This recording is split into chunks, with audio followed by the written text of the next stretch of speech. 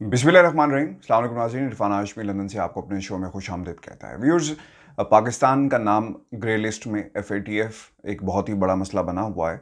और अगर पाकिस्तान का नाम ग्रे लिस्ट में रहता है या इसे ब्लैक लिस्ट में ले जाते हैं तो इसके बहुत ही मनफी असरात पड़ेंगे। 2012 और 2015 में पाकिस्तान का नाम ग्रे लिस्ट में रह चुका है।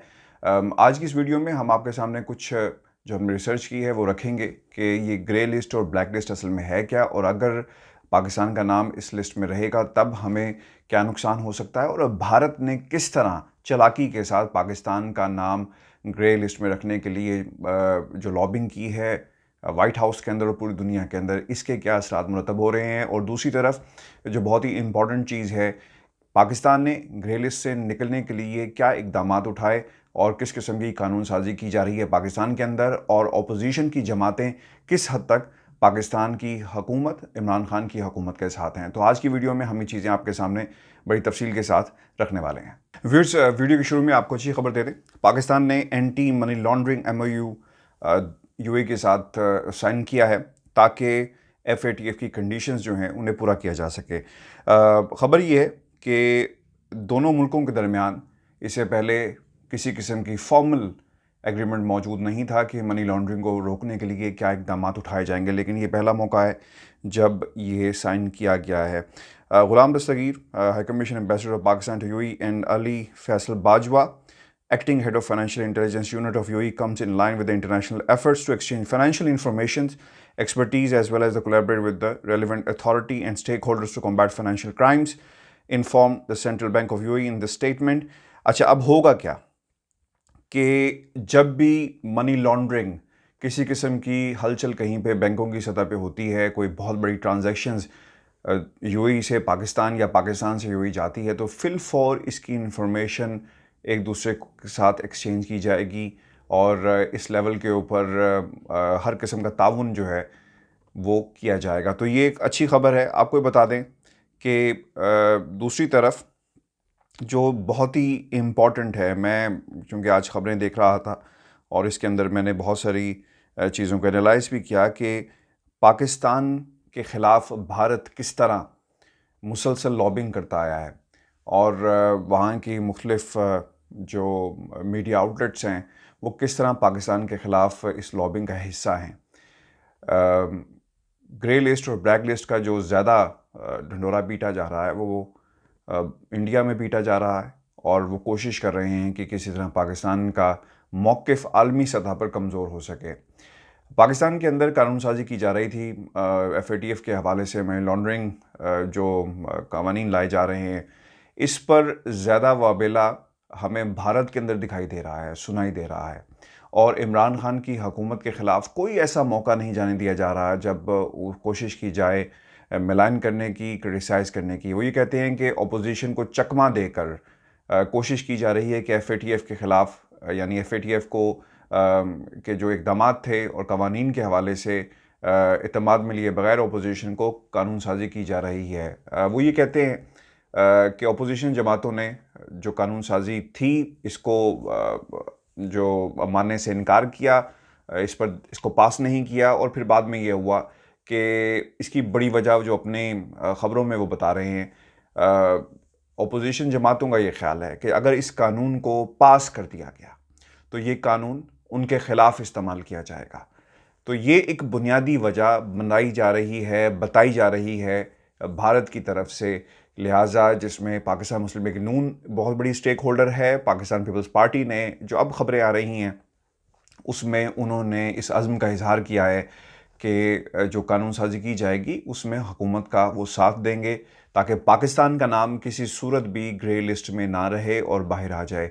अगर पाकिस्तान का नाम ग्रे लिस्ट से बाहर निकलता है, यानी वाइट लिस्ट में आ जाता है, तो हमारी जो इक़्तिसादी हालत है वो मज़ीद बेहतर होगी, और अगर नहीं निकलता तो पाकिस्तान के लिए बहुत सारे मसाइल इकट्ठे हो सकते हैं। और अगर ऐसा हुआ तो इन सूरत हाल में, जब कोविड-19 की सूरत हाल पूरी दुनिया में राइज है और लोगों की हालत बेहतर नहीं है, मुल्कों की हालत बेहतर नहीं है, पाकिस्तान ने अपने इर्द गिर्द लोगों से, ममालिक से बहुत सारा इमदाद मांगी और उन्हें मिलती भी रही। तो ये सूरत हाल मुश्किल हो जाएगी। चीन ने पाकिस्तान का हमेशा साथ दिया है, तुर्की ने पाकिस्तान का हमेशा साथ दिया है ताकि पाकिस्तान का नाम किसी सूरत भी ब्लैक लिस्ट में ना पड़े और पाकिस्तान का नाम ग्रे लिस्ट से भी निकल आए। लेकिन दूसरी तरफ जो भारत है वो कोई भी मौका हाथ से नहीं जाने दे रहा कि किसी तरह पाकिस्तान का नाम इस ग्रे लिस्ट में रखा जाए। मैं आपके सामने कुछ चीज़ें रख देता हूँ कि ये असल में जो भारतीय मीडिया है वो लिखता क्या है। वो लिखते हैं कि the opposition parties rejected the bill because they believe Imran Khan will misuse them and will target them and not the terrorist of Pakistan. Pakistan has two main opposition parties, Muslim League, Nawaz and Zardari, the both dynasties, ये लफ्ज़ एक अच्छा इस्तेमाल किया है, both dynasties both against the bills and at the receiving end of the Imran Khan anti corruption crackdown. और उसमें जो जिस पे बहुत सारी पार्टीज़ को एतराज़ है वो ये कहते हैं कि 90 दिन के अंदर किसी भी शख्स को गिरफ्तार किया जाएगा और बगैर बेल के उसे पूछताछ जो है वो की जाएगी और उसे बेल लेने की इजाज़त नहीं होगी। तो इस कानून को अगर लाया गया तो यकीनन इससे बहुत सारा नुकसान पाकिस्तान मुस्लिम लीग नून को होगा, ऐसा लिखना है। पाकिस्तान के अंदर कोई भी शख्स अगर मनी लॉन्ड्रिंग करेगा, चाहे वो हुकूमत का बंदा हो, चाहे वो सियासतदान हो, चाहे अपोजिशन में से कोई पार्टी का फ़र्द हो, अगर मनी लॉन्ड्रिंग की गई है तो इसका नुकसान पाकिस्तान को है। पाकिस्तान का नाम ग्रे लिस्ट में जा रहा है, उन सियासतदानों का नाम ग्रे लिस्ट में नहीं है। ये बात हमें नहीं भूलनी चाहिए। दूसरी चीज़ इंपॉर्टेंट ये है कि इस वक्त बहुत सारे केसेस शरीफ ख़ानदान के ख़िलाफ़ अदालतों में चल रहे हैं जिनमें मनी लॉन्ड्रिंग को बुनियाद बनाया गया है। मनी लॉन्ड्रिंग के हवाले से मुख्तलिफ सवालात किए गए हैं जिनके जवाबात अभी तक शहबाज शरीफ के ख़ानदान ने नहीं दिए। तो इस चीज़ को मद्देनज़र रखते हुए कहा जा रहा है कि शायद नून लीग इस पर ना माने, नाराज़ी हो और ये कानून साजी ना हो सके। लेकिन इंपॉर्टेंट डेवलपमेंट ये है कि पाकिस्तान पीपल्स पार्टी मान गई है और इस हवाले से भी अब आने वाले कुछ रोज़ के अंदर हमें मज़ीद डेवलपमेंट भी नज़र आएंगे। व्यूअर्स, अब बात कर लेते हैं कि ग्रे लिस्ट और ब्लैक लिस्ट है क्या। FATF stands for financial action task force, जो इंटरनेशनल सतह पर 1989 में इसका क़याम अमल में आया। फाइनेंस एक्शन टास्क फोर्स के क़याम के 3 बुनियादी मकासद थे। नंबर 1, दहशतगर्दी के लिए होने वाली फाइनेंसिंग को रोकना। नंबर 2, मनी लॉन्ड्रिंग पर काबू पाना। और नंबर 3, टैक्स की माफ़ी से दुनिया भर के मुल्कों को रोकना। अमेरिका, बरतानिया, जापान, इटली, फ्रांस और चीन इब्तदाई तौर पर FATF के मेंबर बने और इन्हीं के बामी रजामंदी से इसका क़याम अमल में लाया गया। बादशाह और भी कई ममालिक इस फाइनेंस एक्शन टास्क फोर्स के मेंबर बन गए और देखते ही देखते ये तादाद 39 तक पहुँच गई। ग्रे लिस्ट में किसी मुल्क की नाम को शामिल होने का मतलब ये होता है कि उस मुल्क को माशी तौर पर इतना कमज़ोर और बेबस कर दिया जाए कि अपने पाँव पर खड़ा होने के भी काबिल ना रहे। FATF को वेस्टर्न इंटरेस्ट के लिए बनाया गया था, बाज़ लोग ये कहते हैं, और ये हथियार उन मुल्कों के लिए भी इस्तेमाल हुआ जो मगरबी मुल्कों की गुड लिस्ट में नहीं थे, जिन्हें माशी तौर पर कमज़ोर करके वो इन मुल्कों से अपने मखसूस मकासद की तकमील चाहते थे। पाकिस्तान का नाम भी 2015 तक ग्रे लिस्ट में रहा। इसी साल पाकिस्तान ने भरपूर कोशिश करके अपना नाम ग्रे लिस्ट से निकलवाया, लेकिन बादशाह भारत ने, मगर याद रखिएगा, भारत का बड़ा इंपॉर्टेंट किरदार रहा। उसने मगरबी मुल्कों में अपने मजबूत लॉबी के ज़रिए पाकिस्तान का नाम एक बार फिर ग्रे लिस्ट में शामिल करा दिया, जो अभी तक इस लिस्ट में शामिल है। तमाम पाकिस्तान का नाम इस लिस्ट से निकलवाने के लिए चीन और तुर्की बहुत ही सरगर्म है। हमें शुक्रिया अदा करना चाहिए इन दोनों मुल्कों का। तुर्की सदर रजब एर्दोगान गुज़श्ता दिनों जब पाकिस्तान के 2 रोज़ा दौरे पर आए तो उन्होंने सेनेट और नेशनल असम्बली के मुश्तरका इजलास से खिताब करते हुए इस अज़्म का इजहार किया कि वो पाकिस्तान का नाम ग्रे लिस्ट से निकलवाने के लिए अपना किरदार अदा करेंगे। इससे पहले चीन भी इस किस्म के ख़यालात का इजहार कर चुका है कि पाकिस्तान ने ग्रे लिस्ट में से अपना नाम निकलवाने के लिए जो इक़दाम किए हैं उसे पूरी दुनिया देख भी रही है और समझ भी रही है। कई मुल्कों ने तो इस पर पाकिस्तान का शुक्रिया भी अदा किया और जो हालात थे उसको एनालाइज़ करते हुए पाकिस्तान के अंदर के जो सिचुएशन है उसे अप्रिशिएट भी किया। अमेरिका भी समझता है व्यूअर्स के पाकिस्तान का नाम ग्रे लिस्ट में शामिल नहीं रहना चाहिए, लेकिन अमेरिका में जो इंडियन लॉबी इस राह में बुरी तरह रुकावट है। भारत की अमेरिका समेत कई और मगरबी मुल्कों के साथ मिलकर ये पूरी कोशिश है कि पाकिस्तान का नाम ग्रे लिस्ट में रहे ताकि पाकिस्तान के माशी हालात बेहतर ना हो सकें। पाकिस्तान के माशी हालात बेहतर होते हैं तो वो एशिया में एक मजबूत मुल्क के तौर पर उभरता है, लेकिन पाकिस्तान ने भी जो इक़दाम अपनाए हैं उससे दुनिया को तसल्ली, अगर हम ये कहें, होनी चाहिए तो बहुत हद तक हुई है। पाकिस्तान अब गुज़रते दिनों के साथ साथ मजबूत इस्तेहकाम की तरफ बढ़ रहा है। जब से पाकिस्तान तहरीक-ए-इंसाफ की हुकूमत आई है, पाकिस्तान पर एक भी ड्रोन हमला नहीं हुआ। 95% अगर हम ये कहें कि दहशतगर्दी ख़त्म हो गई है, श्रीलंका और बांग्लादेश की क्रिकेट टीमें पाकिस्तान में मैच खेल रही हैं, आईपीएल पाकिस्तान के अंदर हुआ, इससे इस बात की अक्कासी ज़रूर होती है कि पाकिस्तान अब दहशतगर्दी से पाक अमन वाला मुल्क बन चुका है। पाकिस्तान में अमन की बहाली का पैगाम उन गैर मुल्की सरबराहान मुमलिकत और रहनुमाओं के हालिया दौरों से भी दुनिया को गया कि यहाँ अब वैसा कुछ नहीं जिसका मनफी प्रोपेगेंडा और प्रचार एक अरसे से दुनिया में जारी रहा, जिसमें भारत का किरदार रहा। अफगानिस्तान के अंदर एक बम धमाका हुआ, जो वहाँ के प्रेसिडेंट थे, नायब सदर थे, उसके बाद उसका भारत का मीडिया इसका जिम्मेदार पाकिस्तान को ठहरा रहा है और वो कहते हैं कि पाकिस्तान चूँकि दहशतगर्दों की पनाहगाह है, वहाँ पे सपोर्ट करते हैं, तो पाकिस्तान इसका जिम्मेदार है। तो लिहाजा पाकिस्तान का नाम FATF की इस लिस्ट से नहीं निकलना चाहिए, बल्कि इसे आगे धकेल देना चाहिए। व्यूअर्स, पाकिस्तान के दौरे पर बरतानवी शाही जोड़ा भी आया, हॉलैंड और न्यूजीलैंड के वज़राए आज़म भी तशरीफ़ लाए। पाकिस्तान में कबड्डी के आलमी मुकाबलों का भी इनेकाद हुआ।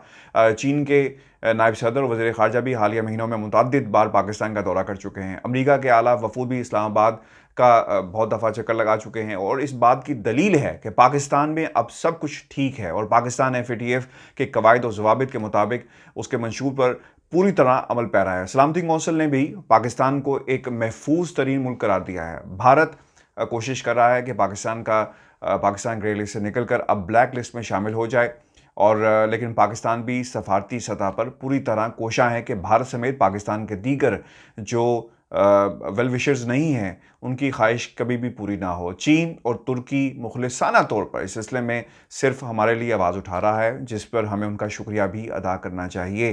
ग्रे लिस्ट से पाकिस्तान का नाम हमेशा के लिए निकल जाए, ये उनकी कोशिश है और इंशाल्लाह ये कोशिश ज़रूर पूरी होगी। पाकिस्तान की तरफ से पेश की गई रिपोर्ट को अगर हम ये कहें कि तसल्ली बख्श है तो बिल्कुल ठीक है और ये भी इतलात हैं कि FATF के 14 पॉइंट्स हाल पाकिस्तान के हक में हो चुके हैं और इनकी तादाद में इजाफा हो रहा है। कुछ पॉइंट्स पाकिस्तान को दिए गए थे कि जनाब इस पर आपने काम करना है, अमल पैरा होना है और हमने बहुत हद तक इस पर काबू भी पा लिया। पाकिस्तान ने बहुत सारे दहशतगर्दों का नाम जो था उससे ब्लैक लिस्ट में डाला, उनको बैन किया। ये पाकिस्तान के इक़दामात हैं जो कर रहा है कि किसी तरह हमारा नाम ब्लैक लिस्ट में न जाए। अगर गया तो यकीनन इसका नुकसान पूरे पाकिस्तान को होगा। और व्यूअर्स, आपको बता दें कि वो लोग जो मुख्तलिफ़ हुकूमतों में पाकिस्तान पे रहे, ये उनका फ़र्ज़ बनता है, अगर आप आज वो अपोजिशन में मौजूद हैं तो ये उनका फ़र्ज़ बनता है कि वो हुकूमत का साथ दें, क्योंकि यहाँ पे पाकिस्तान तहरीक इंसाफ की हुकूमत का मसला नहीं, यहाँ पे पाकिस्तान का मसला है। अगर हमारा नाम ब्लैक लिस्ट में गया तो इसके बहुत ही मनफी असरात पाकिस्तान पर पड़ेंगे। व्यूअर्स, अच्छी खबरें और भी हैं। आपको बता दें कि Asia world news rank prime minister Imran Khan on top in the list of the politician who worked hard during the Covid. ये बहुत ही खुशाइन बात है और एग्जाम्पल सेट की गई है इमरान खान की पूरी दुनिया में कि किस तरह उन्होंने कोविड-19 की सिचुएशन पर काबू पाया। बरतानिया के हवाले से भी खबर आपको दे दें कि यहाँ पर कहा जा रहा है कि मंडे से कर्फ्यू होगा, 10 बजे के बाद कर्फ्यू लगा दिया जाएगा और लोग अपने घरों से बाहर जो पब्स हैं, जो कारोबारी सरगर्मी हैं, उन्हें मुअत्तल कर दिया जाएगा। तो कर्फ्यू अगर लगता है तो इसका भी असर पड़ेगा। अब आपको समझ जाना चाहिए कि इमरान खान की हुकूमत ने किस तरह कोविड-19 से बचे और दुनिया की मजबूत ममालिक अब भी ऐसे इक़दाम उठाने पड़े हैं कि जहाँ पे उन्हें कर्फ्यू की तरफ जाना पड़ा है। तो पाकिस्तान की हुकूमत को भरपूर क्रेडिट जाता है। व्यूअर्स, ये हमारी आज की वीडियो थी। अपने कमेंट्स हमें ज़रूर भेजिएगा। मैंने मुख्तसर वीडियो बनाई है क्योंकि FATF का मामला हम जिंदा रखेंगे। अगर भारत का मीडिया सरगर्म हो सकता है तो हमारे यूट्यूबर्स, अगर मेन स्ट्रीम मीडिया कुछ नहीं कर रहा तो ये हमारा फ़र्ज़ बनता है कि हम पाकिस्तान का मौक़िफ़ पूरी दुनिया में रखें और इस वीडियो को व्यूअर्स ज़्यादा से ज़्यादा शेयर करें, इसके व्यूज़ बढ़ाएं। इसलिए नहीं कि ये हमारे चैनल पे है, इसलिए कि ये पैगाम लोगों तक पहुँचे कि हमने अब तक क्या किया है और भारत इस वक्त क्या कर रहा है। अपना बहुत सारा ख्याल रखिएगा। मुझे लंदन से इजाज़त दीजिए। अल्लाह ने के बाद।